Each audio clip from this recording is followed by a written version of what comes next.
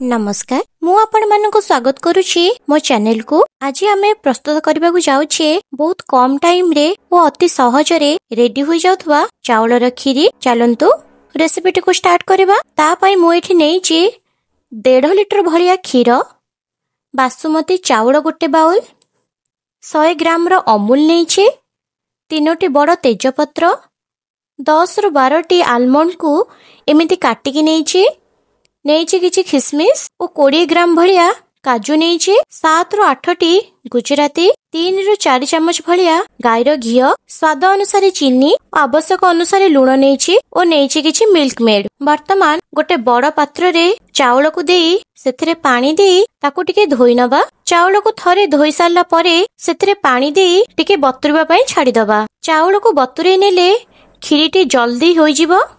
वर्तमान गैस रे कड़ाई बसई सेते 2 चम्मच भलिया घी को देई टिके गरम करनबा और सेतिरे काजू को दे दबा। तापरे खिसमिस को देई टिके टाइम पई फ्राई करनबा। एहा एबे होई सारलानी। वर्तमान एहा को बाहर करनबा। से सेम कड़ाई रे आउ टिके घी को दे दबा।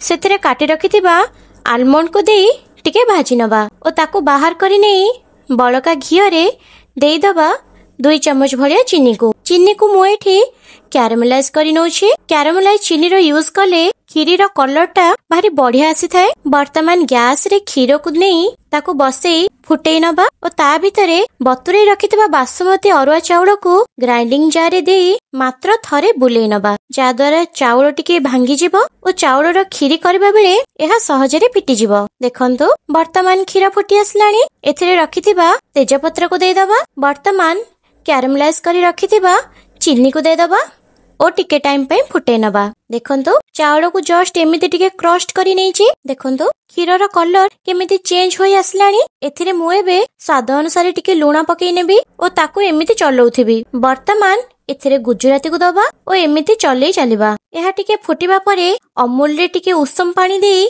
ताको भलरे गोळेई खीर रे दे दबा और गोळेई चलीबा।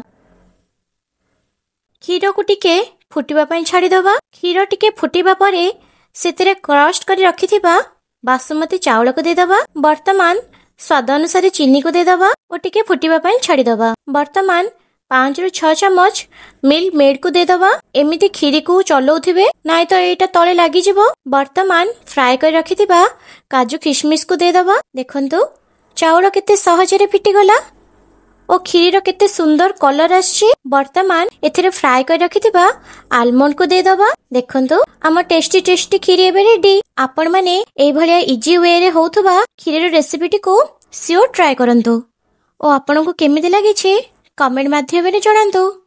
एई भली रेसिपी सब जानिबा पई मो चैनल को सब्सक्राइब करनियंतु। रहूछि नमस्कार।